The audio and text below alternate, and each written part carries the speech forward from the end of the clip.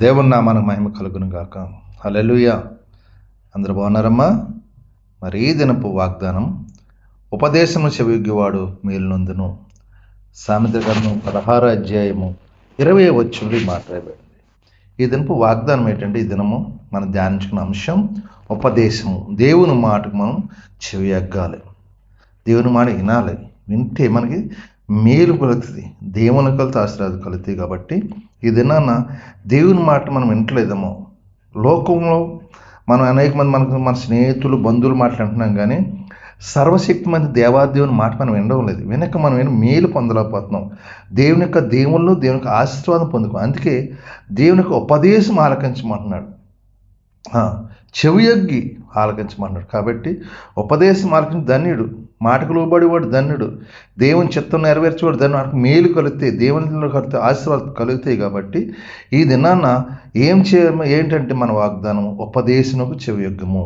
దేవుని మాటకి చెవి యొగ్గి ఆయన చిత్తానుసారం నడిస్తే నీకు మేలు కలుగును గాక. నువ్వు ఏ స్థలం కన్నా స్థలము యజమానులు దీవించబడుదురు గాక. నువ్వు వెళ్ళే ప్రస్తుతం జయాన్ని విజయాన్ని దేవాదేవుడు దాయిచ్చని అని చూడండి. ఎక్కడ చూసిన యుద్ధాలు, కరువులు, భూకంపాలు చూసినా మరి అన్నిటిని తప్పించాలంటే మనం దేవుని మాకు మాటకు లోబడి కృప దేవుడు మనకు దయచేసిన గాక.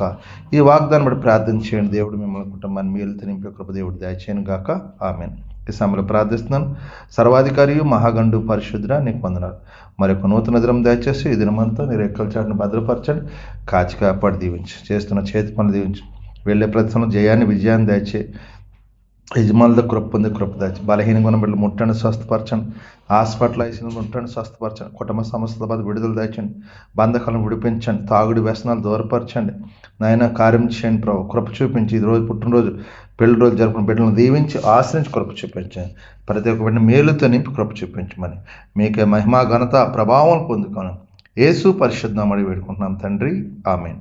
అందరికి వందనాలు. దేవుడు మిమ్మల్ని కుటుంబాలను బహుగా దీవించి ఆశ్రయించును గాక. ఆమేన్. ప్రభువు నామంలో ఈ వీడియో వీక్షించిన ప్రతి ఒక్కరికి జీసస్ స్వస్థత ప్రార్థనా మందిరం వారి ప్రత్యేక వందనాలు తెలియజేసుకుంటున్నాము. మరి ఇంకెన్నో సందేశాలు, వీడియోలు, సంఘ కార్యక్రమాలు మీకు అందుబాటులోకి రావడానికి పక్కనే ఉన్న సబ్స్క్రైబ్ బటన్ని ప్రెస్ చేసి బెల్ ఐకాన్ని కూడా ప్రెస్ చేయాల్సిందిగా కోరుకుంటున్నామండి.